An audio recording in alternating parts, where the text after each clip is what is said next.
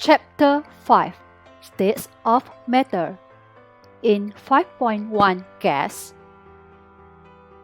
students should be able to explain the assumptions of kinetic molecular theory of gases for an ideal gas. Next, students should be able to define gas law. There are three gas laws: Boyle's law, Charles' law, and Avogadro's law. Students also should be able to sketch and interpret the graph of the Boyle's law and Charles' law. Kinetic molecular theory of gases. There are 5 basic assumptions or postulates. First, the size of gas particles is extremely small compared with volume of container. So, volume of gas particles is negligible. Imagine only you in the middle of the field in a big stadium. You are such a tiny gas molecule in a larger container. The container as the stadium. So, this analogy shows gas particles are too small compared to the volume of container, as you are too small compared to the big stadium.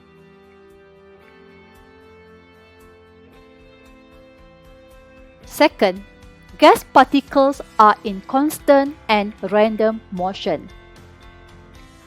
They are frequently collide with one another and with the walls of container. So this animation shows the gas pressure is caused by gas molecules colliding container's walls.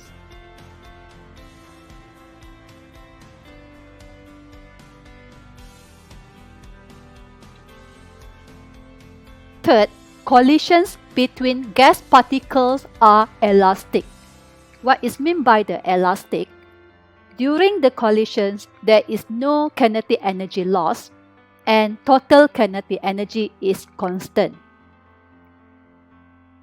The elastic can be explained by this analogy. When the car bouncing off the truck and the truck is moving, so this is elastic collision. For inelastic collision, when the car hit the truck is stopped. So this is the example for the inelastic collision.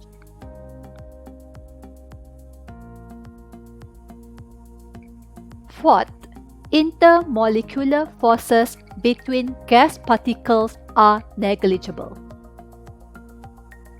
This is because the gas particles are too small compared to its container, so the distance between the gas particles are too far apart, so the intermolecular forces between the gas particles are negligible. The last one, fifth, the average kinetic energy of the gas particles is directly proportional to the absolute temperature. From the animation picture, at the low temperature, the gas particle moving at the low speed, while at the high temperature, the gas particle moving at the high speed. Gas law. The physical behavior of gas can be described by 4 variables: pressure, volume, temperature, and number of mole of gas. Combination any these 4 variables will form Boyle's law, Charles' law, and Avogadro's law.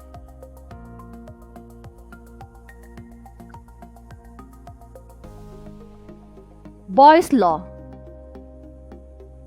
At constant temperature, the volume occupied by a fixed amount of gas is inversely proportional to the applied pressure. In mathematically, P inversely proportional to the V at constant T and N. include the constant, it becomes PV equal to constant.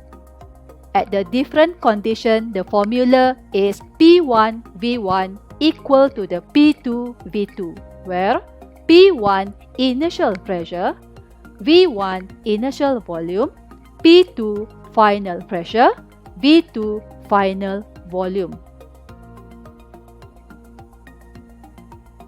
To verify the Boyle's law, let's say we have a container with the volume 1 liter consists a gas molecule with the pressure 100 mm mercury. When the volume is decreased to 0.5 liter, the pressure of the gas molecules become 200 mm mercury. So what happened? When volume of container decrease, the average kinetic energy of the particles remain the same since the temperature is constant. Therefore, no change in speed in which the particles move. But collision increased because the container is smaller. The increase in the frequency of collisions with the wall of container lead to an increase in the pressure of the gas. So this verify the Boyle's law state that the volume of a fixed amount of gas is inversely proportional to the gas pressure at the constant temperature.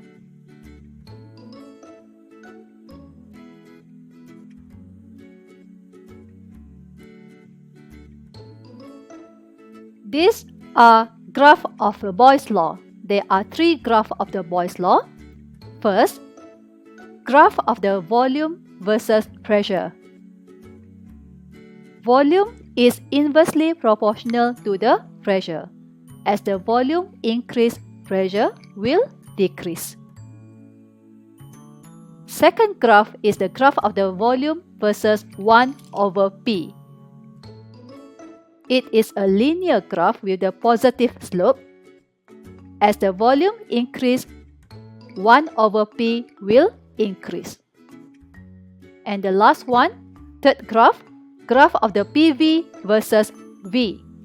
It is constant because PV equal to the constant. Next, Charles' law.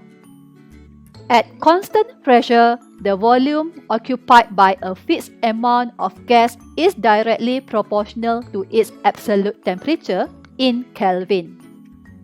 In mathematically, V directly proportional to the T at constant P and N. Include the constant, it becomes V over T equal to constant. At the different condition, the formula is V1 over T1 equal to the V2 over T2, where V1 initial volume, T1 initial temperature, V2 final volume, T2 final temperature, and the temperature must be in Kelvin.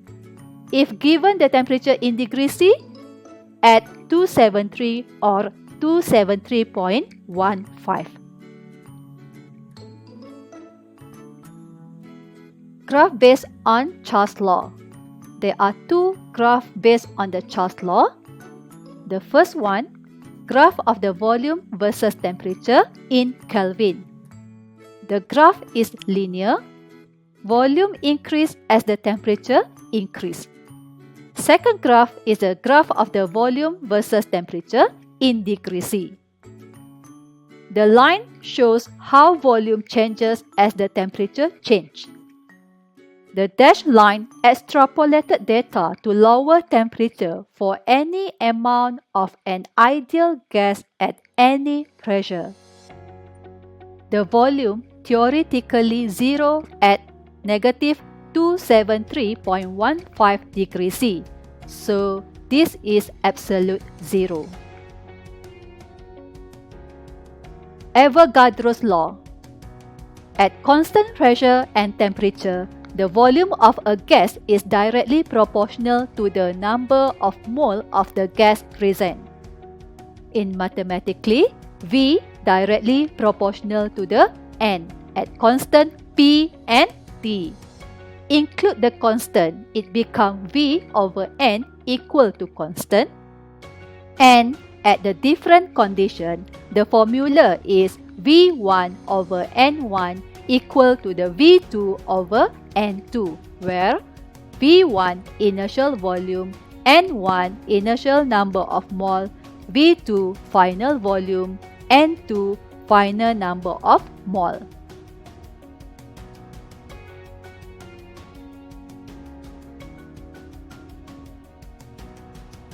Next, students also should be able to define Dalton's law.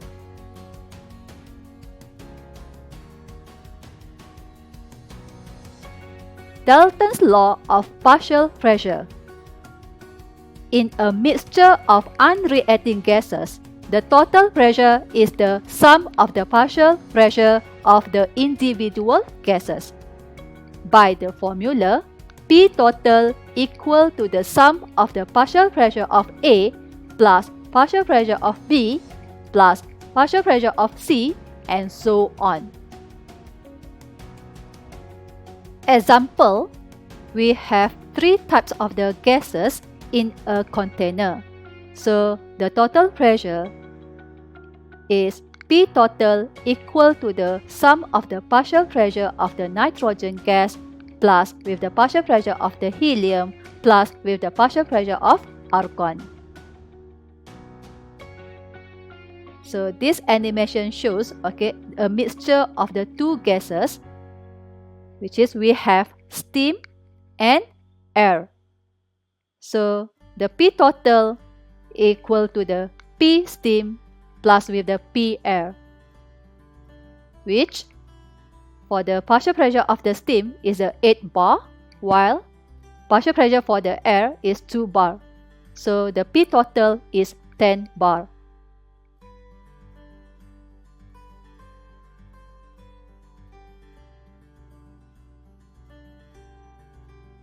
Okay, next, let's see a video.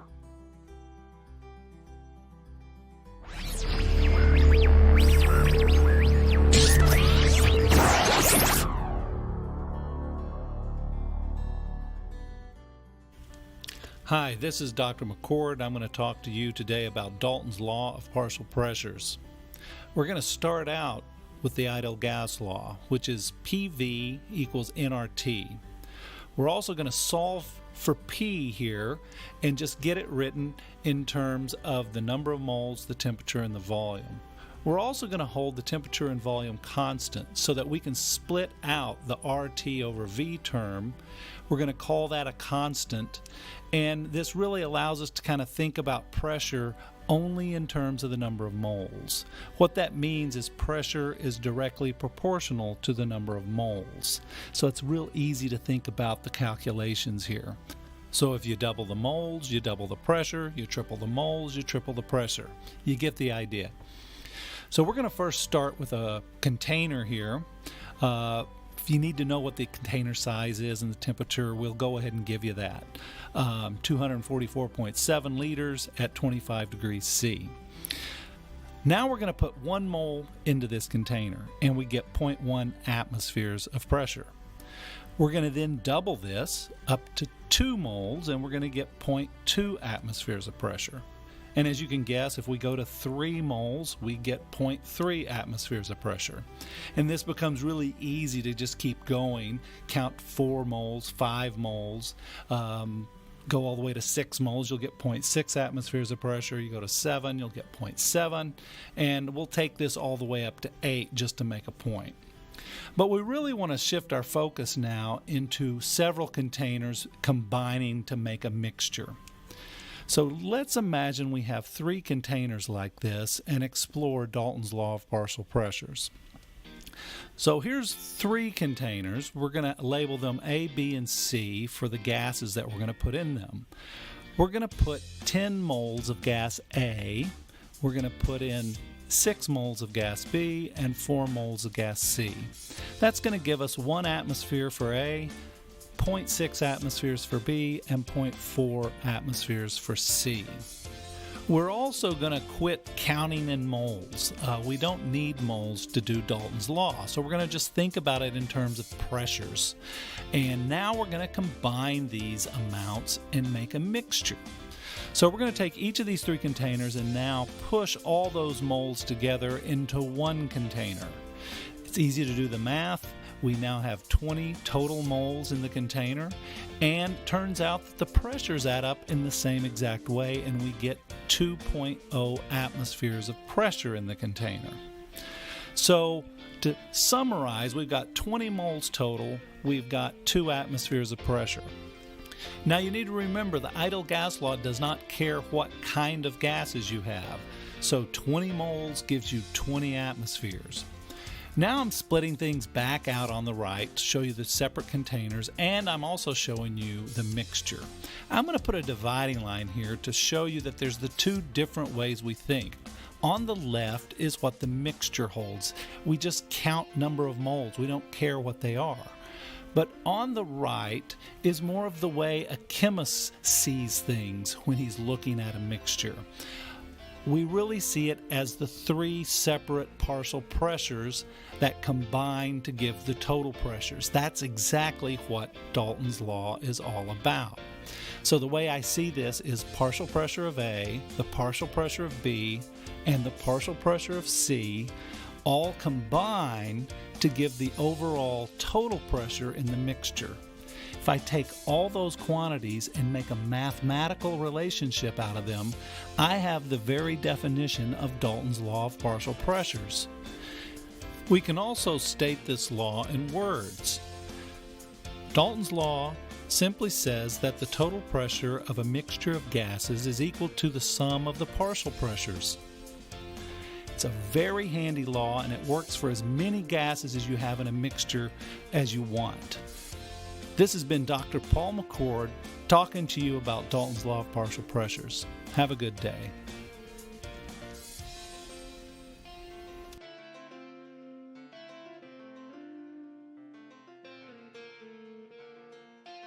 Next, partial pressure. Pressure that a gas will exert if it was present alone in the container.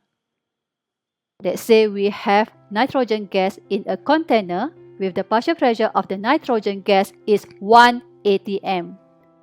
And we have another container with the argon gas with the partial pressure of the argon gas is 2 atm.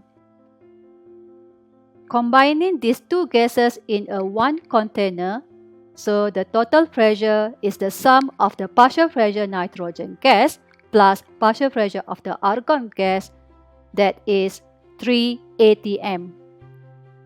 Consider a case in which two gases A and B are in a container of fixed volume. So, the pressure exerted by gas A and gas B is calculated by using the ideal gas equation. The partial pressure of A equal to the mole of A times to the gas constant times to the temperature over volume. The same formula is used to calculate the partial pressure of B.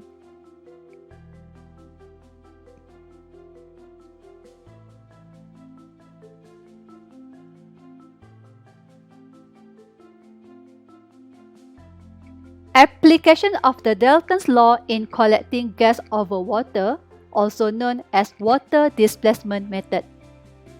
When a gas is collected over water, a mixture of the particular gas and water vapor is collected. By using the Dalton's law, P total equal to the sum of the partial pressure gas plus with the partial pressure of the H2O. From this picture, let's say we have a substance combusted in a conical flask and the gas is released into the round bottom flask. So, above water, there are mixture of the gas and water vapor, and the P total equal to the P gas plus with the P H2O.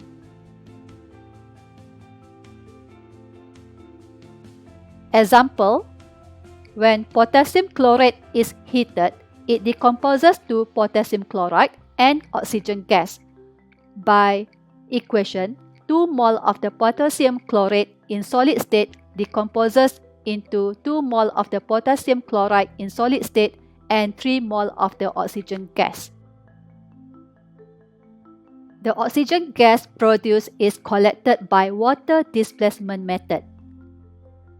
According to the Dalton's law of partial pressure, P total equal to the P oxygen plus with the P H2O. So P oxygen equal to the P total minus P H2O. At standard condition 25 degrees C, vapor pressure of water is 23.8 torr.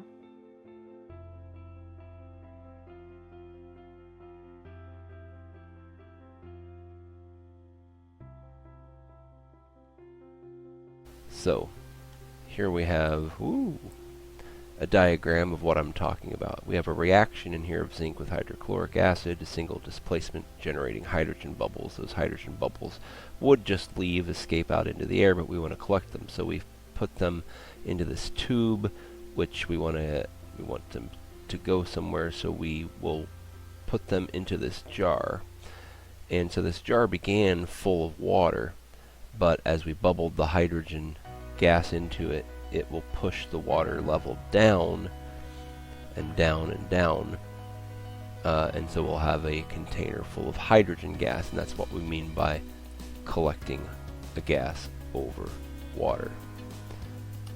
So now eventually this reaction will stop. We'll stop making hydrogens. Now we're full of whatever hydrogens we have in there, and so we want to measure the pressure of that hydrogen. Well, one of the things we can do that's pretty simple is we can actually look at the atmospheric pressure in the room, because the atmospheric pressure in the room is pushing down on this water level out here, causing this water to be pushed up into the chamber, up into the tube that we're collecting it in. But the reason that water can't go up any further is our gas, our hydrogen gas, is pushing down on the water. And so as long as this water level is staying stationary, then we can assume that the pressure of the atmosphere and the pressure of our sample is the same. So they're equal. But, so you might just say, well, whatever the pressure of this hydrogen gas that I bubbled in here is just atmospheric pressure, easy enough. But we have a problem. If you see the label here, this says hydrogen plus water vapor. It's not only hydrogen that's pushing down this water. So we can't say that the hydrogen pressure, that the gas that we made, the hydrogen, the stuff we care about, we can't say it's equal to atmospheric pressure, because there's other stuff in there. At the surface of this water vapor, water is evaporating. And so there are now water molecules up in this chamber which are also pushing down on the water level. And so it's actually pushing a little bit harder than what just the hydrogen would push. And so we need to account for this. So we want to figure out what the hydrogen pressure is, because that's our sample. We want to find out what it is. But we got this water also happening. But one thing we do know is that the mixture here will push down equal to atmospheric pressure. So this turns out to be a Dalton's law problem. So we can say that the pressure of our hydrogen, now generally speaking this would be whatever your sample is, the hydrogen here. With this example you made hydrogen, but whatever your sample is would go here, plus the pressure of the water vapor is equal to the atmospheric pressure. So we would read the atmospheric pressure off of a barometer, and we would find the water vapor off of a table. There are actually tables for water vapor at various temperatures. And so we would need to know the temperature to do this. And so let's just kind of make up some examples. Let's say that the pressure, what we're going to do is take the formula we just had and solve to get the hydrogen pressure by subtracting off the vapor pressure. And that tells us to get the hydrogen pressure we would take the atmospheric pressure minus the vapor pressure.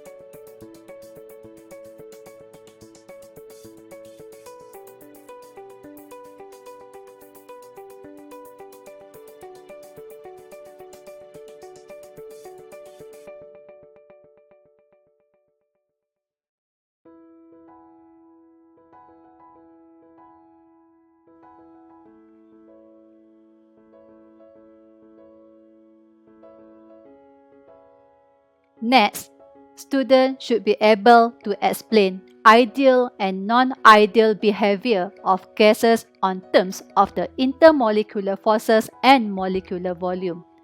Students also should be able to explain the conditions at which real gases approach the ideal behavior. There are two types of gas, ideal gas and real gas. So let's see the ideal gas versus real gas. What is the ideal gas and what is the real gas? Ideal gas, any gas that obeys the ideal gas equation and has the properties as outlined by the kinetic molecular theory. While real gas, any gas that disobeys ideal gas law, also known as non-ideal gas. So, does an ideal gas exist? Okay, let's see the comparison between the ideal versus non-ideal behaviors of gases. Ideal gas is the ideal behavior, real gas, non-ideal behavior. In terms of the volume, for the ideal gas, volume of gas particles is too small compared to the volume of container. Therefore, volume of gas particle is negligible.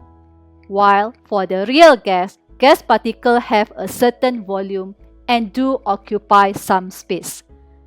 In terms of the intermolecular forces for the ideal gas, intermolecular forces between the gas particles are negligible. And for real gas, there is intermolecular forces between gas particles. Ideal gas obeys the ideal gas equation PV equal to nRT, and real gas obeys the van der Waals equation P plus n square A over V square V minus NB equal to nRT. Van der Waals equation. Since real gas does not exhibit ideal gas behavior at high pressure and low temperature, so the ideal gas equation need to be adjusted. Van der Waals adjusted the ideal gas equation by correcting two parameters. First, the volume of gas particles occupied in a container. Second, the intermolecular forces acting between gas particles. Ideal gas equation is PV equal to nRT, while van der Waals equations P plus n square A over V square V minus NB equal to nRT, where P pressure of gas, V volume of container, and mole of gas, AB van der Waals constant. P plus n square A over V square is the correction for the molecular attractions. Pressure for the ideal gas is larger than pressure for the real gas because there are corrections for the pressure in ideal gas equation to form van der Waals equation, which is pressure equal to the pressure plus n square A over V square, which is n is the mole of the gases and V is the volume and A is the constant for the attraction. Correction for the molecular volume. Initially, V equal to the V container. So V equal to the V container minus V gas, which is the volume of the gas is NB. NB is the molecular volume, which is N is the mole of the gas and B is the constant for the molecular volume.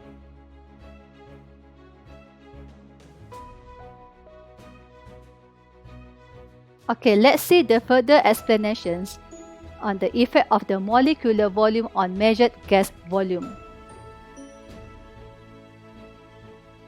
In real situations, the gas molecules occupy sizable portions of the container.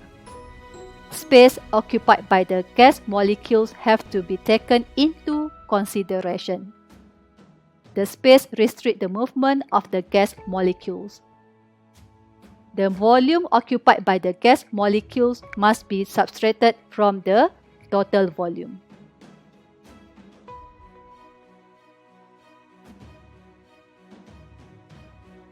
Okay, let's see the container. When the volume is decreased, so the gas molecule occupied the space, and the volume occupied by the gas molecule is labeled as NB. N represents for the mole of the gas and B represents for the size of the gas molecules. So combinations of the N and B is the molecular volume. The volume is decreased by the factor of NB, which accounts for the finite volume occupied by the gas particles. So there are corrections in volume, which is the volume equal to the V container minus to the V gas. So V container minus to the NB. So NB represents for the volume of the gas particles. So N, mole of the molecules, B, constant representing the volume occupied by the gas particles. So molecular size bigger, greater value of B. Second, the effect of intermolecular forces on measured gas pressure. Initially, at ordinary external pressure, molecules are too far to interact because the volume is large. The gas particles are too far apart to experience significant attractions. When moderately external pressure is applied, so the molecules close enough to interact and shows that the intermolecular forces are significant. The attractions lower the collisions of gas the particles with the wall of container. For more explanations on intermolecular forces, the intermolecular forces have an effect on the speed of the moving gas particles. Gas particles that experience this force will move slowly. The collision of the gas particles with the wall of container become less. Lower pressure exert compared to the ideal gas situation. So pressure for the ideal gas is larger than pressure of the real gas. The pressure is decreased by the factor N square A over V square, which accounts for the intermolecular forces between the gas particles. The term pressure needs to be corrected by adding coefficients N square A over V square. Therefore, P equal to the P plus N square A over V square. N mole of particles. A constant relates to the intermolecular forces between gas particles. As intermolecular forces stronger, so greater value of A.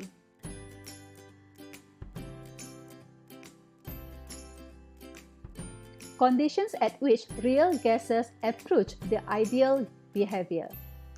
At very low pressure, constant temperature. When the volume of container is increased, the gas particles are far apart from each other in a large volume. Volume of gas molecules is too small compared to volume of the container. Thus, volume of gas molecules are negligible. There is no intermolecular forces between gas particles, so intermolecular forces are negligible.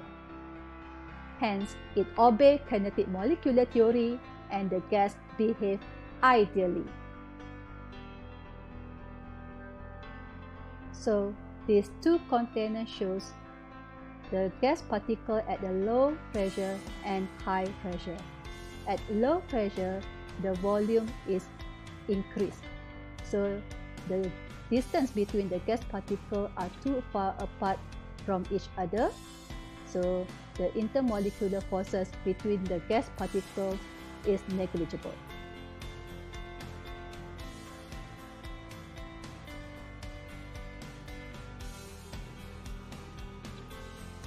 Second, at high temperature, at constant volume. Gas particles have high kinetic energy and move at a high speed. There is no intermolecular forces between the gas particles, and the intermolecular forces are negligible. Hence, it obeys the kinetic molecular theory, the gas behave ideally.